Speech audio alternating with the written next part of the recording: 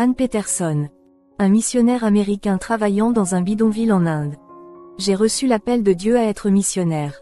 J'habite dans la ville de Houston, aux États-Unis. Toute ma famille est évangélique, c'est notre héritage de Dieu. Avant de commencer mon témoignage, je parlerai de quelques expériences de certaines personnes de ma famille. Croix. Ma sœur Emily Peterson a fait un rêve. Jésus était moqué par les gens et ramassé par ses soldats. Jésus a pris chaque fouet avec sa chair et a été coupé jusqu'à terre. Il était tout déformé, mais il n'a pas riposté. Le Seigneur lui parla, « Emily, avant que mon Église ne soit arrachée, elle traversera des afflictions. En passant par ce chemin, mes serviteurs subiront également de nombreux coups et seront calomniés par leurs propres frères de leur propre ministère. Le gouvernement lui-même sanctionnera les lois contre l'Église. Mes élus ressentiront la même douleur que celle que j'ai ressentie lorsque j'ai reçu les coups de fouet qui ont frappé mes mains et mes pieds. La douleur que mon Église ressentira n'est pas la douleur physique que j'ai ressentie sur le terrain. Croix, mais ce sont des douleurs dans l'âme. Dites-leur de rester jusqu'à la fin. Peu importe à quel point le chemin du Golgotha était épineux et douloureux, la croix, c'est sur la croix que j'ai vaincu. Tu vaincras sur le chemin du Golgotha, que j'ai vaincu. J'ai versé mon sang pour le salut de beaucoup, et ce sera sur le chemin du Golgotha que mes élus vaincront. La souffrance apportera maturité et récompense. Matthieu 10h38. Et quiconque ne prend pas sa croix et ne me suit pas n'est pas digne de moi. Tout comme les magiciens étaient conduits par l'étoile et venaient vers moi et m'adoraient quand j'étais dans cette crèche, ainsi mes serviteurs lèveront les yeux et verront ma véritable étoile qui est ma parole et seront guidés par eux jusqu'à ce qu'ils soient conduits à moi pour le salut. Les étoiles brillent dans la nuit pour leur révéler la vérité dans ma parole. C'est pour eux de regarder ma parole qui est la lumière. Peu importe si le monde est dans les ténèbres, ma parole brillera au milieu des ténèbres. Prier. Le nom de ma mère est Clay Peterson. Elle priait le Seigneur, elle avait hâte d'être délivrée de ses péchés, elle n'avait pas la force de se débarrasser du péché. La voix du Saint-Esprit lui parla, « Cherchez-moi de plus en plus, je répandrai sur vous une onction puissante qui brisera le jugement de l'esclavage du péché. Votre chair mourra, et le péché n'aura plus de force sur vous. Il faut jeûner et prier. Les églises ne se sont pas libérées des liens du péché en ne priant pas pour leur délivrance. » Ésaïe 10h27. Et en ce jour-là, son fardeau sera ôté de ton épaule, et son joug de dessus ton cou, et le joug sera détruit à cause de l'onction. Tribulation. Ma sœur cadette Des Peterson a eu une vision spirituelle alors qu'elle priait à l'aube. Jésus lui apparut et lui dit, « Dites à mon Église que cette nuit mouvementée sera la dernière pour mon peuple. C'est la nuit la plus longue et elle sera plus terrible que toutes les nuits. Mon Église pleurera, mais un nouveau jour viendra. Ce jour sera éternel, il n'y aura jamais de fin, une nouvelle aube se lèvera sur eux, ce sera un jour différent, la nuit ne viendra plus jamais sur mon peuple, ils seront avec moi pour l'éternité. » Psaume 30/5. Car sa colère ne dure qu'un instant, en sa faveur est la vie, les pleurs peuvent durer une nuit, mais la joie vient le matin. Malachie 4/2. Mais pour vous qui craignez mon nom, le soleil de justice se lèvera avec la guérison dans ses ailes, et vous sortirez et grandirez comme les veaux de l'étable. Ma sœur fut étonnée de ce spectacle et tomba la face contre terre dans la poussière. Pauvreté et maladie. Mon père Richard Peterson a reçu une révélation de Dieu. Le Seigneur lui dit, « Beaucoup disent que mes serviteurs ne peuvent pas être pauvres, disant que la pauvreté est Satan, et disent que les maladies appartiennent au diable et qu'ils ne peuvent pas accepter la pauvreté et les maladies. Ils oublient que j'ai quitté mon trône et mes richesses pour être un simple charpentier, ils oublient que le prophète Élisée est mort malade et que l'apôtre Paul a porté sa maladie jusqu'à la fin de sa vie. Beaucoup de mes serviteurs sont morts malades et sont maintenant avec moi au paradis. Si la pauvreté et la maladie appartiennent tout aux démons, qui hériteraient du salut s'il était pauvre et malade. Ce ne sont pas toutes les infirmités qui sont envoyées par le malin. Les infirmités naturelles font partie de l'entrée du péché d'Adam dans le monde. Beaucoup disent que mes élus ne peuvent pas traverser d'épreuves et d'afflictions parce qu'ils appartiennent au diable. J'ai traversé des afflictions, des agonies et j'ai reçu des gouttes de sang. Serviteur, comme il y a le jour et la nuit dans le décompte de l'homme sur terre, il y a le mal et le bien, tu seras libre quand tu l'arracheras pour moi. Politique. Mon oncle Brian voulait se lancer en politique. Le Seigneur m'a utilisé dans des prophéties et je lui ai prophétisé et j'ai dit que le Seigneur ne voulait pas qu'il soit impliqué dans une politique corrompue et que le travail qu'il avait pour lui était magnifique. Mon oncle a abandonné et a préféré faire l'œuvre de Dieu. Appel en Inde. Un jour, je priais et une voix m'a dit, « Ma fille, tu dois aller en Inde, j'ai un travail avec toi là-bas. » Je me suis réveillée, je suis allée à l'église la nuit. Quand je suis arrivée, je suis allée prier, la voix a dit encore une fois, « Ma fille, tu dois aller en Inde, j'ai vu leur souffrance, ils ont besoin de toi. » Le lendemain, j'en ai parlé à mon père qui est pasteur du ministère. Il a cru et a dit, « Ma fille, le ministère collectera des fonds pour ton voyage. » Mon mari, Robert a compris et m'a dit, « Je viens avec toi pour cette mission. » Les mois ont passé, mon mari et moi avons pris l'avion et sommes partis pour l'Inde. Quand nous sommes arrivés à New Delhi, nous avons prié ensemble et le Seigneur nous a montré la ville de Monday. Nous y sommes allés, un endroit extrêmement pauvre, plein d'ordures dans les rues. Nous sommes restés dans une maison et avons demandé un soutien financier à notre église de Houston. Mon père est mon pasteur, il a collecté l'argent et nous l'a envoyé. Les pauvres enfants jouaient dans les poubelles. Il fallait aider ces enfants et aussi beaucoup de familles pauvres de cet endroit. Dieu multipliait notre argent pour aider ce petit quartier. Après 6 mois de souffrance, nous avons eu des difficultés financières pour subvenir à nos besoins. L'argent que mon père envoyait n'était pas seulement pour nous, mais nous le distribuions également à toutes les personnes dans le besoin. Ecclésiaste 11:1, 2 dit, « Jetez ton pain sur les eaux, car tu le retrouveras après plusieurs jours. Donnez-en une part à 7, et aussi à 8, car tu ne sais pas quel mal il y aura sur la terre. » Mon mari a acheté des instruments de musique et a réalisé un beau projet. Nous leur avons appris à jouer, nous avons prêché la parole, beaucoup ont accepté Jésus, nous avons créé un lien familial avec cette communauté. Bien entendu, tout s'est fait sous vigilance. Ce pays a une variété de dieux et beaucoup d'intolérance envers l'Évangile. Dieu était en mission, rien ne pouvait aller mal, personne ne savait que nous évangélisions. Prière et Saint-Esprit. Je suis allé flâner dans plusieurs villes. J'ai vu des hommes faire des enchantements aux serpents et d'autres marcher sur le feu sans se brûler. Le Seigneur m'a dit, ces gens sont possédés par des démons. Dans ma chambre, je me suis agenouillée et je suis allé prier Dieu. Cet endroit était infesté de légions diaboliques et opprimait de nombreuses personnes. Mon mari et moi avons traversé des épreuves. Dans mes prières, quelque chose m'empêchait de ressentir la présence de Dieu. J'ai vu ma prière monter comme une boule de feu dans ma chambre, mais un grand mur empêchait ma prière de monter. J'avais peur des forces démoniaques qui étaient là. Je savais que la peur bloquait ma foi, que mes prières étaient impuissantes à briser cette grande barrière spirituelle qu'est le blocus. J'ai commencé à prier, j'ai demandé au Saint-Esprit de me visiter, car je ne sentais pas sa présence. Une voix douce m'a dit, « Je ne t'ai jamais quitté, j'ai toujours été à tes côtés. Tu ne m'as pas perçu, ton manque de foi a annulé ma présence. Mon essence est en toi, parle en mystère, langue, avec moi pour que l'ennemi ne comprend pas. » J'ai commencé à parler en mystère, en langue. J'ai vu ma prière s'élever dans une boule de feu à grande vitesse et ils ont brisé ce grand mur spirituel, laissant un grand cratère ouvert. Ce ballon a continué à monter avec toute sa force. Les démons ont essayé d'attraper cette balle, mais ils n'y sont pas parvenus. Un énorme dragon a essayé de retenir ma prière, il a traversé les griffes de ce dragon et a disparu dans le ciel.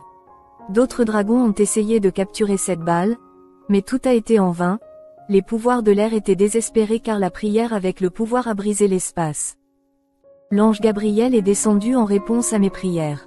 L'ange est apparu dans ma chambre et a dit, « Cette prière que vous avez faite est agréable à Dieu, prière sincère et désintéressée, prière contrite de quelqu'un qui a besoin de Dieu, c'est la vraie prière, la prière de la foi. » Quand j'ai fini de prier, je me suis allongée sur le lit. J'ai senti mon cœur et mon corps commencer à se ramollir. J'ai commencé à me geler et je me suis éteint lorsque j'ai réalisé que j'étais debout alors que mon corps était allongé sur le lit. Quand j'ai quitté mon corps des yeux et commencé à regarder les côtés de ma chambre, j'ai regardé un homme avec une belle apparence. Son corps brillait de gloire et attirait l'attention. Il n'avait pas d'ailes et portait la gloire de son corps et beaucoup d'onction. J'ai dit, « Tu es un ange. » Il m'a répondu, « Je marche tellement avec toi et tu ne me connais pas. J'habite en toi, mon essence est en toi, tu ne me connais qu'en ressentant, maintenant tu me connais en voyant. Je t'ai utilisé sur terre, je suis Dieu dans votre vie. Je suis ici sur terre depuis le jour de la Pentecôte. Ma mission se termine ici sur terre, bientôt j'emmènerai l'Église à la rencontre de l'époux. J'ai dit, vous êtes le Saint-Esprit. Je me suis émerveillé devant sa gloire. Il m'a dit, je suis réel, je ne suis pas comme les hommes qui écrivent sur moi, comme une colombe. Je suis Dieu et je fais les mêmes œuvres que le Père et le Fils ont fait sur terre. Je guéris, je délivre, je donne autorité aux saints, je bâtis, je marque les sauvés avec les sceaux. Dites à l'Église que je serai avec tous ceux qui obéissaient à la parole et vivaient une vie pure. Je suis en eux, dites-leur de ne pas craindre le mal ni les difficultés. Je suis avec tous, je ne les quitterai pas, je serai avec eux. Je serai avec eux pour persévérer jusqu'à l'arrivée de l'époux s'ils marchent selon la parole. Principauté. Puis une lumière a brillé dans ma chambre, l'ange du Seigneur est descendu vers moi et m'a emmené dans les airs. Nous sommes entrés dans l'univers où j'ai trouvé les étoiles et les corps célestes. L'ange a pointé sa main vers un endroit de l'univers où je pouvais voir des trônes flottants dans l'univers. Ces trônes étaient divisés en plusieurs parties, et ceux qui y étaient assis avaient à leur disposition une légion de démons qui travaillaient pour eux. Les principautés ordonnèrent à ces démons de l'air d'attaquer les églises sur terre. Leurs cibles principales sont les églises car ceux qui sont dans le monde en font déjà partie. Priez. L'ange dit, regarde en bas. J'ai vu sœur Sandy prier Dieu pour son fils qui se droguait. Son fils dormait, les démons avaient envoyé des hommes pour prendre la vie de ce jeune homme, mais ces hommes possédés ont renoncé à tuer le fils de cette sœur. Ces démons ont perdu leur force lorsque cette sœur priait. Quand j'ai regardé la maison de cette sœur à côté de la chambre de son fils, des démons ont entouré cette maison et voulaient tuer son fils. Les démons de la mort ont encerclé cette maison pour récolter la vie de ce jeune homme et le conduire en enfer. Dieu a entendu les prières ferventes de cette sœur et a envoyé des anges descendre du ciel, et ces démons ont fui cette maison. Lorsque les anges sont montés dans les airs, il y avait des légions de démons qui voulaient descendre dans cette maison pour tuer ce jeune homme. Il y avait une guerre dans les airs des anges avec ces légions pour une âme. J'ai demandé à l'ange, pourquoi l'âme de ce jeune homme est-elle si importante? L'ange dit, il a été choisi dans le sein maternel pour une mission, il gagnera beaucoup d'âmes lorsqu'il se convertira à Jésus. De nombreuses âmes trouveront le salut grâce à son ministère et dépendront de sa prédication. De toute façon, Satan veut son âme. Ce jeune homme le fera. Donnez beaucoup de travail aux démons. Il y a beaucoup de sorcières qui ont offert de grands sacrifices et des offrandes de sang pour que ce jeune homme meure. Les démons voulaient accomplir les desseins de ces mauvaises femmes, mais à cause de la prière de la mère de ce jeune homme et aussi de l'Église, toutes ces actions diaboliques n'aboutissaient pas. L'ange dit, s'il n'y avait pas eu la prière, ce jeune homme serait mort parce que l'enfer tout entier s'est soulevé contre sa vie. Quand tu reviendras sur terre, dis à ce jeune homme qu'il n'a pas le temps de marcher. Le chemin du malheur, la prière est une arme qui protège ceux qui sont perdus. Dites-leur de ne pas cesser d'intercéder pour les faibles. Beaucoup ont arrêté de prier pour ceux qui ne se sont pas encore convertis et les démons ont fauché plusieurs vies pour ne pas avoir ce spirituel couvrant. Un jeune homme nommé Relry se rend à l'église où son père berger. Il est indécis, rejetant l'appel de missionnaire que le Seigneur Dieu a préparé. Bien qu'il connaisse la parole, il continue de marcher sur le chemin de la perdition, sa volonté a déterminé ce choix. Prévenez-le que sa vie touche à sa fin et que s'il part, il ne doit pas tenir pour acquis que sa vie sera protégée. Dites à la jeune Britney qu'elle ne s'est pas encore convertie. La mort peut surprendre à tout moment. Le salaire du péché, c'est la mort. Ce n'est qu'en venant à Jésus que sa vie sera prolongée. Elle a dit qu'elle était trop jeune pour se convertir, elle veut atteindre l'âge mûr avant de suivre le chemin. Elle est trompée si elle pense qu'elle survivra jusqu'à cet âge. Dites cela aussi pour le reste. Ils ont cessé d'être chrétiens en pensant qu'il leur reste plusieurs jours avant leur fin, et ils ne sont pas prêts à rencontrer Jésus si leur vie se termine soudainement. Obscurité. Nous sommes descendus, nous sommes entrés dans des régions très basses, plus on descendait, plus la respiration devenait difficile. Tout l'air commence à disparaître jusqu'à ce que nous arrivions à la porte de l'enfer. Cette porte s'est ouverte et nous sommes entrés dans cet endroit, l'endroit était d'une profonde obscurité. Cette partie n'avait pas de feu, seul le corps lumineux de l'ange illuminait cet endroit, mais le tourment était terrible. J'ai demandé à l'ange pourquoi cet endroit est si obscur. L'ange m'a dit, les ténèbres de ce lieu sont pour les aveugles. La cécité spirituelle des yeux de beaucoup les a fait mourir sans salut et tomber dans ce lieu. Ils ont préféré les ténèbres plutôt que la lumière. Magicien. Nous sommes allés dans une pièce où seuls les gens faisaient des tours de magie pour gagner de l'argent. La Bible dit que le trompeur est Satan. Il y avait aussi des illusionnistes, des charmeurs de serpents et ils faisaient aussi ces incantations avec les gens. Ces magiciens travaillaient avec des pouvoirs occultes, avaient des pactes avec le diable et recevaient des pouvoirs. Faux berger. Nous étions dans une partition en enfer, la vallée des bergers, des évêques et des apôtres. L'ange m'a montré un homme. Il a subi de grandes tortures, les démons lui enfoncèrent une grande épée dans les yeux. Il n'avait plus d'yeux, seulement des trous à la place des yeux. L'ange dit, « Tu te souviens de cet homme ?» J'avais l'air bien et j'ai dit, « Cet homme est le pasteur du ministère de mon père. Il est le pasteur Marc, il a oint mon père comme pasteur et lui a donné la direction de l'église pour nourrir le troupeau. Nous pensions tous qu'il était au paradis.